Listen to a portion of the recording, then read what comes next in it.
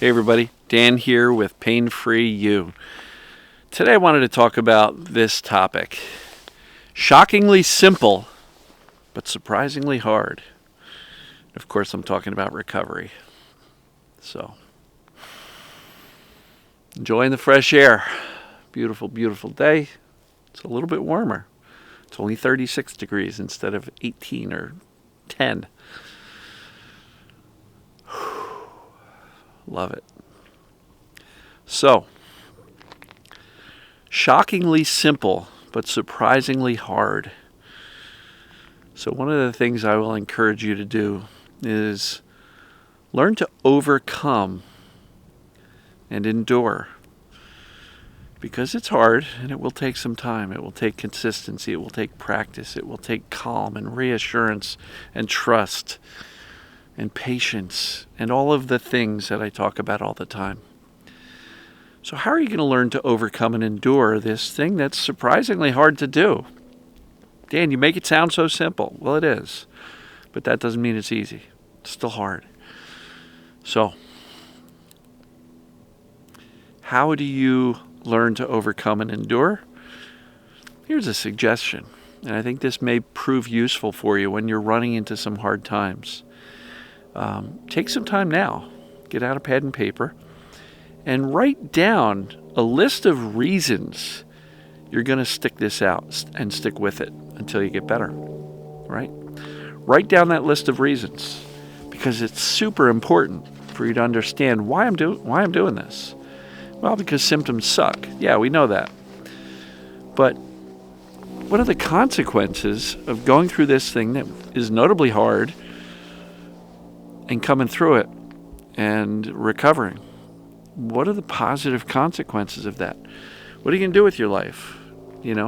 What does your life post-symptoms look like? Write a list. Please do it today. Really important to do. Oh, that sounds like a great idea. I'll remember to do that. And then you never get to it. And then when you're having a tough time, you don't have at your fingertips a list of the reasons why you're going to stick with it. So sometimes a little helper like that, the reasons why you want to stay motivated to overcome and endure this hard, difficult thing, can help you get through the tough times. So it is shockingly simple. Perceived danger is a problem, safety is a solution, right? Shockingly simple. Recovery looks like this. Clarity plus being unbothered by the symptoms. Shockingly simple. Harder to do. If you don't have the clarity yet and you're still wondering what's causing my symptoms, go get it. It's in the book. There's an assessment in the book. There's an assessment in the book resources. You can download it. There's an assessment at isthistms.com. Are there exceptions? Possibly. But for 99% of you, this is a rock solid way of telling, are my symptoms mind-body? Right? Are my symptoms mind-body? That's a good place to start, because once you know that, this shockingly simple process that's surprisingly hard becomes easier.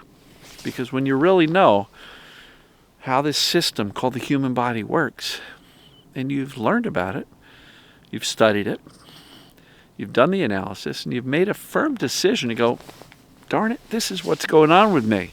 This is absolutely what's going on with me, and therefore I can get better. This is temporary, and I've got what it takes. And by the way, here's my list of the 42 reasons why I'm going to overcome and endure this difficult, hard thing. Because I'm worth it, and my future is worth it, and I'm capable because I'm not sick or broken in the first place. Does that make sense?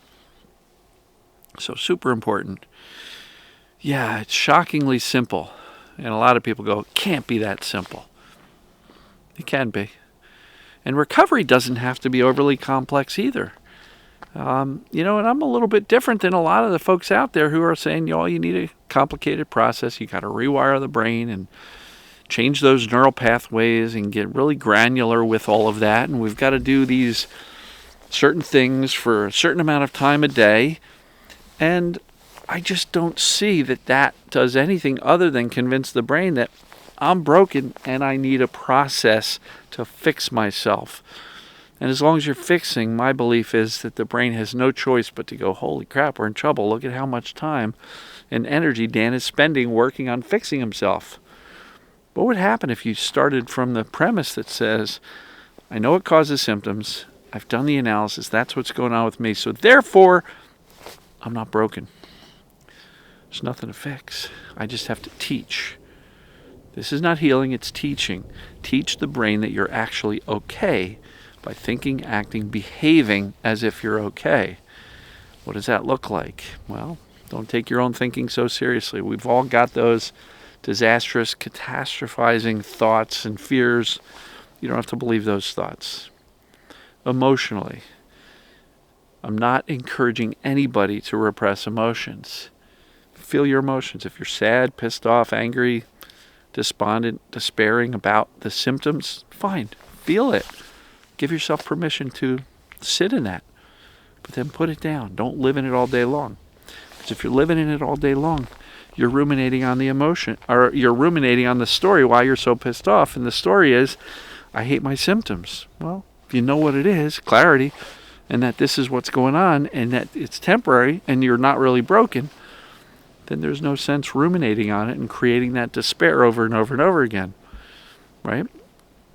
So that's the mental state, the emotional state, the physical state. Try to get into a relaxed body, because if you're always tense and tight like I was for over a decade, your brain's going to sense that tension, which is a guarded, protective pose and status in your body, and your brain will have no choice but to go, ooh, something bad is happening. Look at how tense Dan is.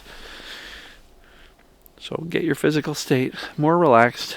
Now, don't get hyper vigilant about relaxing, But when you notice yourself tense and tight, take a breath, relax. All right? How do you respond to symptoms? Is your response conveying that I'm okay because I know what it is? Or is your response saying, I'm terrified, I'm in a panic, I'm besides myself, I don't know what to do? Go back to fundamentals. Listen to this video, how I'm walking you through it. But your response to your symptoms is one of the key drivers. People will say, symptoms started coming around more often and I panicked. And now they're getting even worse. Yes, the panic is reinforcing the brain's perception of danger and likely why they are getting worse and sticking around longer and more consistent. Notice the connection between your fear levels and your panic and the symptoms.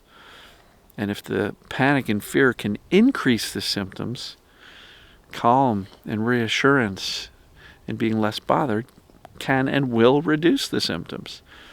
It's remarkably simple. More perceived danger, more symptoms. Less perceived danger, less symptoms. Right? So your response. And then, to the best of your ability, engage in life. And look, if engaging in life is setting off alarms all over the place and you're like really struggling with 10 out of 10 pain, engage in life a little bit less. But don't stop. Don't declare yourself, I'm bedridden until the pain lets up. If you're in a significant level of pain, there's no harm, no shame in resting a little bit and letting things settle down. But don't stay down. You got to keep on getting back up and keep moving forward, because you're not going to harm yourself physically or damage yourself physically because you know what's going on. You know what it is. So mindset is the overall belief. And I did a mindset video a few days ago. Look for that, because it's the mindset. The mindset always leads the way. And if you're waiting for symptoms to calm down before you stop panicking, it's the reverse. You got to stop panicking if you hope for the symptoms to calm down. So, shockingly simple, but surprisingly hard.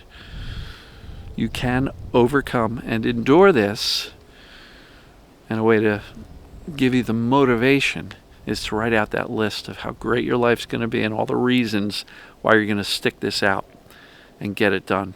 You're worth it. I believe in you. You can and will get better. Believe that. And then make a commitment that you're going to do this, because you can and you will.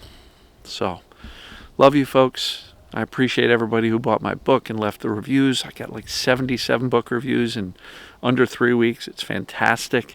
If you haven't bought the book yet, go to Amazon and pick it up. It's called Pain Free You.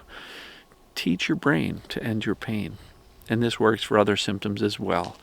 And even works for some mental health conditions, anxiety, depression.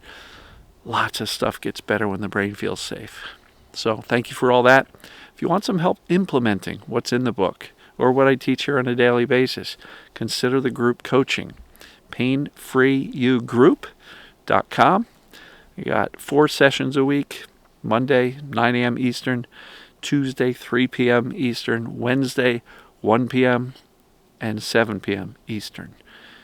If you want some help implementing, come on. We'll give you a hand. A great group of peers. The peer support is awesome. Lots of loving people cheering you on. So you don't have to feel like you're alone. You're not. And so again, shockingly simple, but surprisingly hard. But you're capable of overcoming, and you're worth it, folks. Your future's bright. Life after symptoms can be fantastic. It really can. And I hear from people all the time saying, life is so good now. It's your turn. All right, folks. Love you, and we'll see you tomorrow. Take care.